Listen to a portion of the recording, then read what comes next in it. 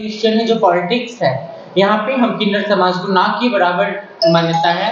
In fact लोग मानते नहीं है। और जो हमारी पॉपुलेशन है 1+ हम बिहार में है, जो भारत में काफी ज्यादा है, जो कभी तो फिलहाल एक्यूरेट जनसंख्या नहीं बता सकती क्योंकि अभी जनगणना हुई नहीं है, लेकिन फिर भी भारत कैसे भारत के नागरिक है और हर एक तबके के लिए काम होना चाहिए।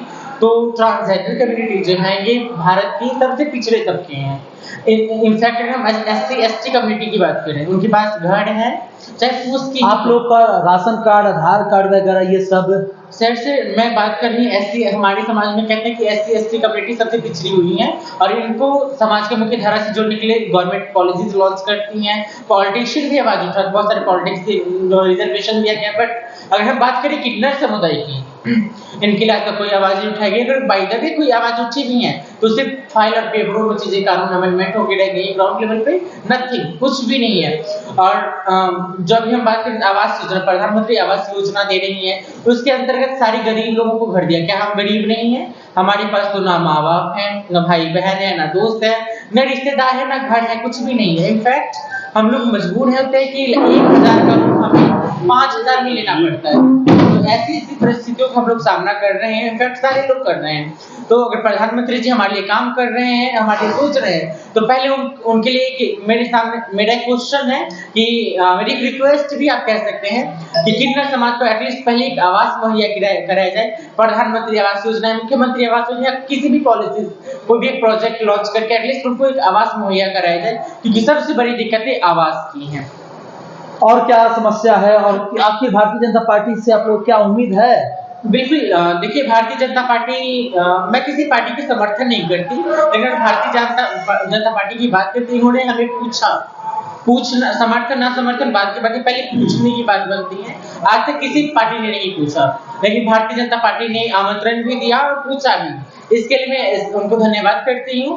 और हमारे भाई सम्राट चौधरी जी ने बोला भी कि हम जल्द से जल्द बिहार में जो ये रथ यात्रा खत्म होने के बाद किन्नर मोर्चा का गठन करेंगे, जिस मोर्चा का झाड़ आप लोग ही संभालेंगे और मोर्चा का गठन जल्द से जल्द बिहार में होगा। ये होना जरूरी है क्योंकि अभी तक किन्नर मोर्चा का गठन पूरे भारत में कहीं भी नहीं हुई है।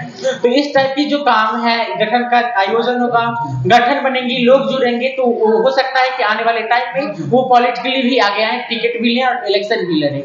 अभी तक की बात करें तो हमारे समाज में महिलाओं के लिए भी सीट रिजर्व की गई है, पुरुषों के लिए भी की गई है, लेकिन ट्रांसजेंडर कम्युनिटी के लिए अभी तक कोई सीट रिजर्व नहीं, चाहे विधानसभा हो या राज्यसभा हो या नगर परिषद के इलेक्शन, कोई भी इलेक्शन हो या पंचायती राज का हो, कहीं भी ट्रांसजेंडरों के लिए कोई रिजर्वेशन नहीं है, जबकि महिलाओं के लिए SC/ST के लिए रिजर्वेशन दी गई है। तो मैं यही सब लोगों से उम्मीद करती हूँ, माननीय प्रधानमंत्री से रिक्वेस्ट करती हूँ कि एटलीस्ट बिहार में भी, हर राज्य में भी एक विधानसभा से ट्रांसजेंडर कम्युनिटी को भी दिया जाए।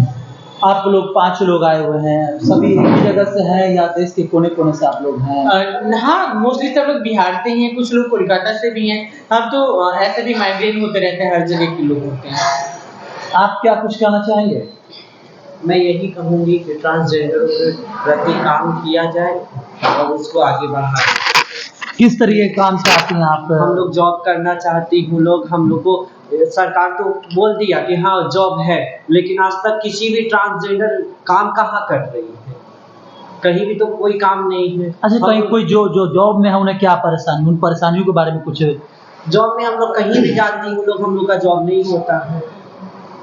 और मैं सेकंड यहाँ पे बात रखूंगी कि हमारी भाई बहन पुरुषात्मक समाज है, मैं उसकी बात कर रही हूँ, जहाँ पे हमारी महिलाओं के लिए कानून प्रोटेक्शन एक्ट बनी और बहुत सारी ऐसे सशक्तिकरण की उसको हमारे भारत में अमेंडमेंट भी किया गया।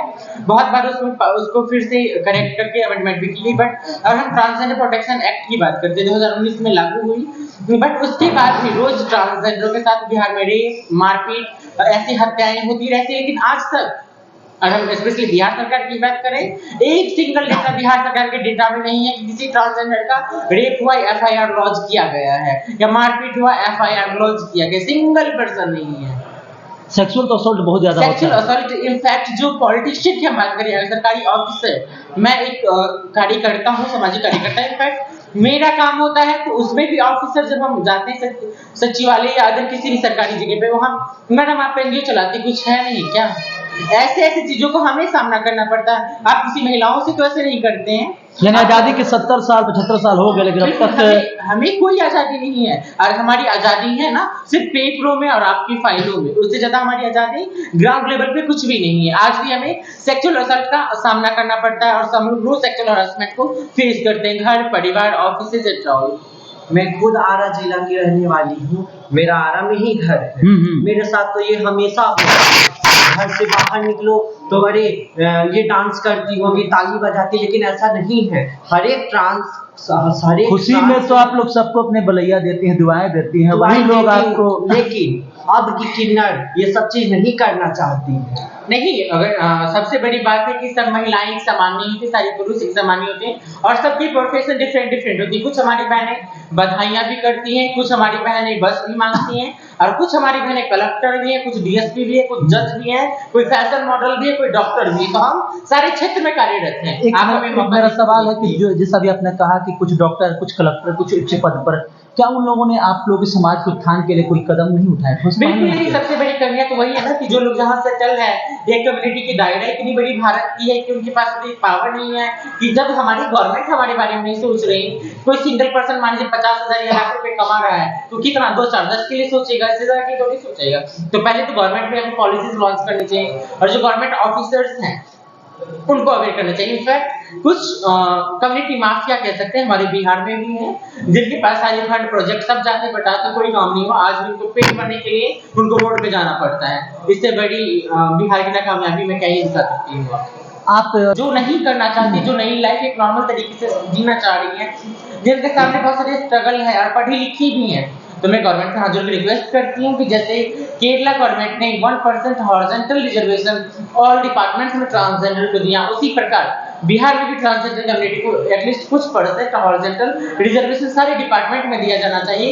एक टाइम था जब हमारे दिव्यांग भाई बहन बहुत सारे रोड पर रिक्शा पे निकलते हुए दिखते थे, लेकिन आज गिने चुने लोग दिखते, ढूंढने के लोग नहीं मिलते। क्यों? क्योंकि जब उनको रिजर्व किया गया, किसी रिजर्वेशन दी गई तो ऑटोमेटिक परिवार एक्सेप्ट करने लगा और ऑटोमेटिक वो फिर अपने आप को सेटल करने लगे। सेम वही समीकरण यहाँ पे लागू होती है। अगर गवर्नमेंट हमारे बारे में सोचे या कुछ % हॉरिजॉन्टल रिजर्वेशन सारे डिपार्टमेंट्स में दे तो शायद हो सकता है कि जो हम पढ़े लिखे लोग हैं वो अपना जगह बना सकते हैं, जॉब करके एक नॉर्मल लाइफ बिता सकते हैं। आप कुछ कहना